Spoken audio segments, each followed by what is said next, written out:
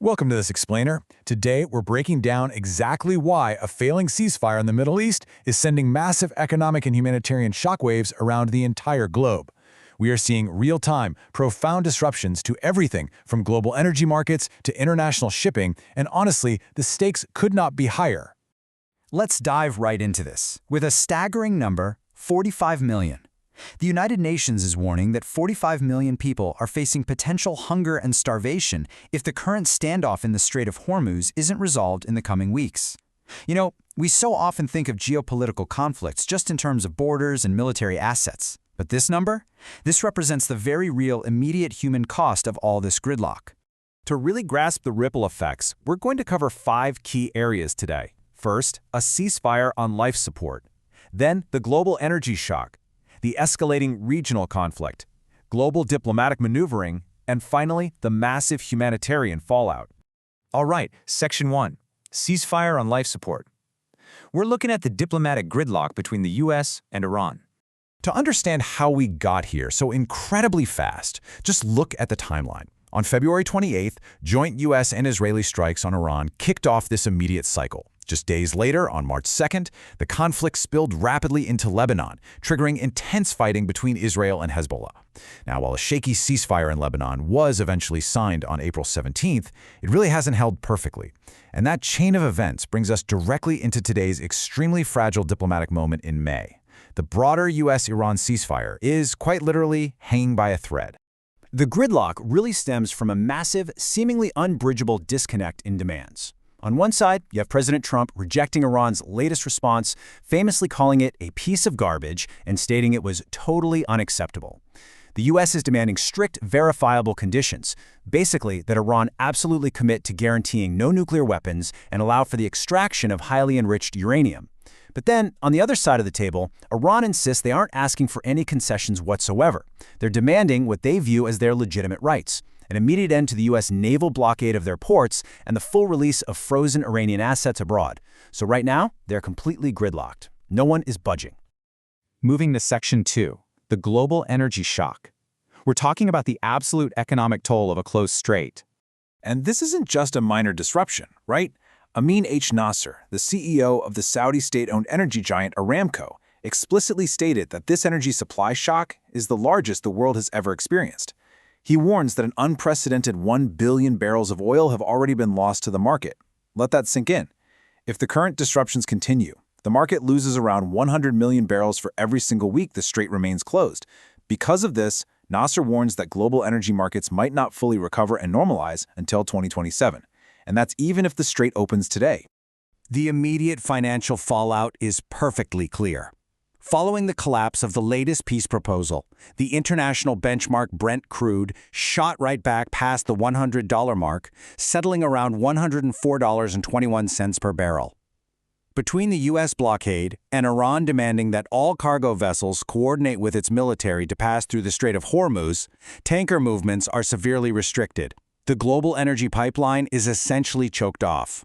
So how does this actually hit daily life across the globe? Well, take India, for example. India imports about 90% of its crude oil, which makes it uniquely vulnerable to this kind of shock.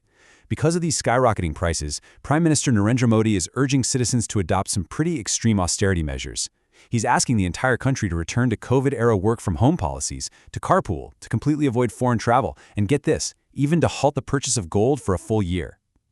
All of these drastic steps are being taken just to save fuel and preserve national foreign exchange reserves. Back here in the U.S., you are probably feeling that exact same squeeze at the pump. Gas prices have soared over 50% since the war began in late February. To offer some immediate relief to drivers, President Trump announced intentions to ask Congress to suspend federal gas taxes for a period of time. We're talking 18.4 cents per gallon suspended on gas and 24.4 cents a gallon on diesel. The goal here is to ease the burden right now and then phase those taxes back in only when gas prices naturally go down. Section 3, regional conflict escalates. This violence is spreading way beyond the initial borders. 2,800. That is the tragic number of people killed in Lebanon since the country was dragged into this conflict in early March. According to health authorities, more than 1 million people have also been forced to flee their homes. And despite an official month-old truce between the Lebanese government and Israel, intense fighting between Israel and the Iranian-backed militant group Hezbollah continues daily. It's severely complicating any efforts to broker a wider peace deal. Meanwhile, across the wider Gulf, this fragile peace is being aggressively tested. We're seeing reports of new drone incursions entering the airspace of Kuwait and the United Arab Emirates. Actually, a drone recently caused a fire on a ship off the coast of Qatar.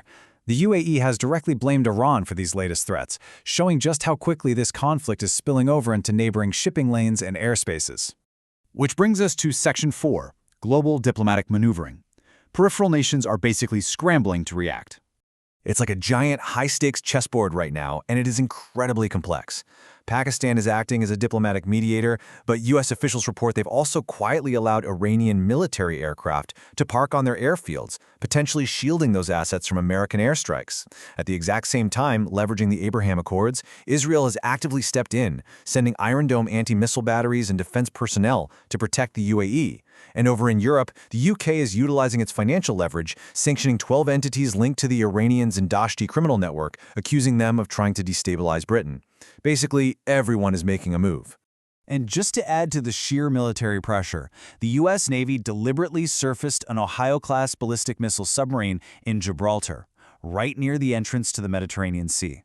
Now, these nuclear submarines are designed specifically to be undetectable launch platforms, so surfacing one publicly, that is a very calculated move by the U.S. military to demonstrate capability, flexibility, and raw power to its NATO allies while the White House figures out its next steps with Iran.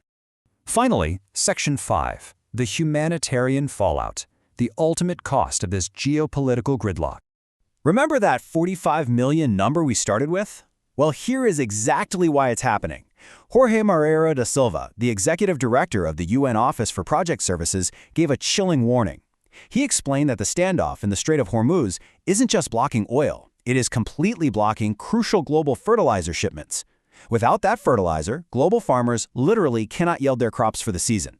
The UN is warning that we only have a matter of weeks to prevent a massive humanitarian crisis before the clock effectively runs out on the global food supply. Because the stakes are literally life and death, all eyes are now glued to Beijing. President Trump is heading to China for a high-stakes summit with President Xi Jinping. China is the world's biggest buyer of Iranian oil, which gives them immense leverage over Tehran. President Trump is expected to pressure China to use that leverage to force Iran to agree to terms and reopen the strait. However, the White House has set pretty low expectations, mainly because they want to avoid letting the Iran conflict derail broader U.S.-China relations, like global trade. So it leaves us pondering this incredibly fragile, deeply interconnected global system we all rely on. Will the diplomatic pressure in Beijing be enough to finally break the gridlock? Or will the standoff in the Strait of Hormuz push the world into permanent economic and humanitarian damage? The next few weeks will determine the trajectory of the global economy and, for sure, the lives of millions. Thank you for joining me for this explainer. Keep questioning, keep learning, and I'll catch you next time.